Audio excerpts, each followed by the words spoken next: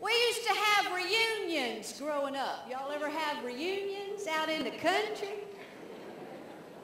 And we'd meet over at old Ma B's house, the one over by the pond, the white one with the little green shutters. And kinfolk would run for that house like we were ants running for that last morsel of egg salad left on a deserted picnic table. And you would bring your newest addition, your latest attachment, any lingering grudges and philosophies on life, and of course, whatever casserole you are famous for making, like Aunt Bitsy's congealed salad. You know, only in the South would we have a recipe where the title has congealed in it.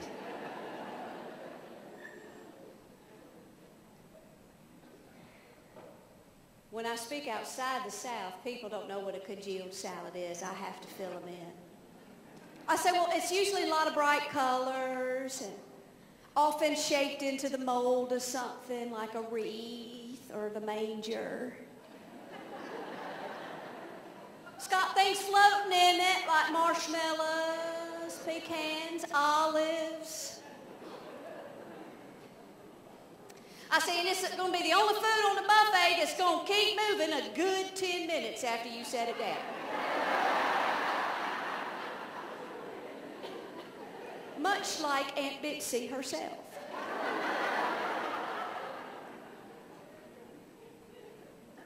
But everybody would bring their dishes in, and you'd set it out on the buffet or dining room table or card tables, whatever you had. And you'd leave that food out. Remember that? You'd have that one big meal, and then you would graze over it till it was gone, till late in the night. You didn't wrap it up in Tupperware or saran wraps. You left it out, just like the Lord on the stove. And we all turned out just fine.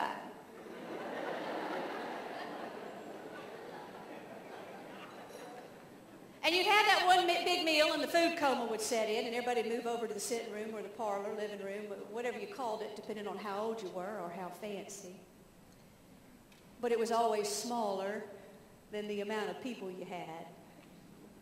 And everybody would crowd in there. Remember, this was a day when children got the floor. Adults sat on the furniture.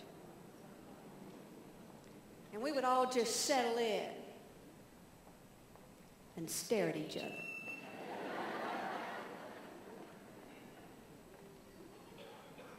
Watch Uncle Edsel pop out his teeth.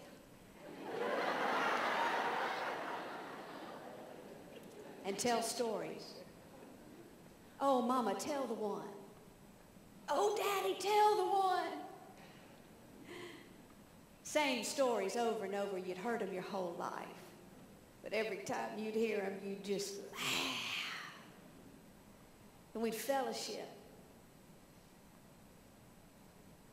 I'd always wait being a child because I knew those afternoons were boring for me, and I was always waiting because I knew that eventually the conversation would fall in the neighborhood of religion or politics or Uncle Enos's walk on the dark side.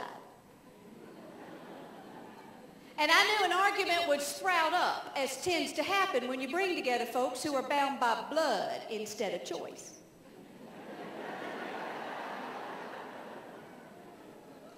And I would wait because I knew it would quickly escalate in our family, and that just when it would be to the point when someone was about to throw a punch and Ma B was threatening to call out for her heart paddles once and for all, Uncle Skeeter would pull out his guitar.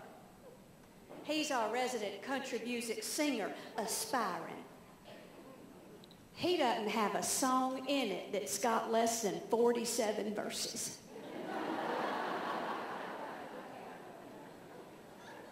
He thinks he sounds like Johnny Cash. He really sounds like Hank Williams with a speech impediment. He just wrote a new song for his wife. He calls it, I Married Her for Her Personality. Just didn't know she had 12 of them.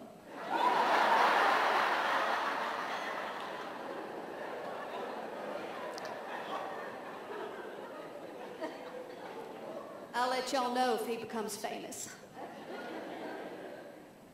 would be at that moment that Uncle Skeeter would pull out his guitar and he'd say it was time to pick. A little Hank, a little Willie. I love me some Willie. A little of that Maybelle Carter, if you're so familiar.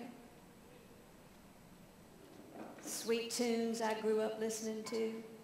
Some sweet morning when this day is over. And eyes would close and y'all faces would light up and toes would start to tap. And one by one, my kinfolk would get up and they would push the furniture back against the walls. And arm in arm and hand in hand and cheek to cheek, right there in that tiny little sitting room, my dysfunctional kinfolk would dance. Baptists and all.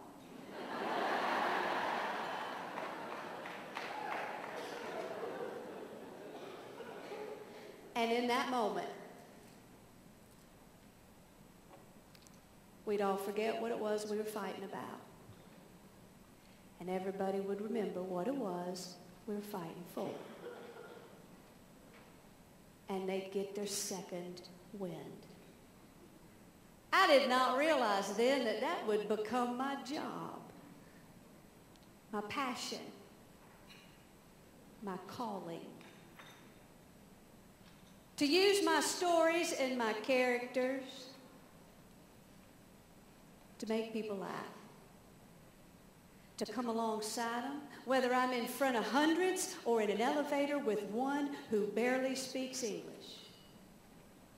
And to look them in the eye and say, hello, I see you,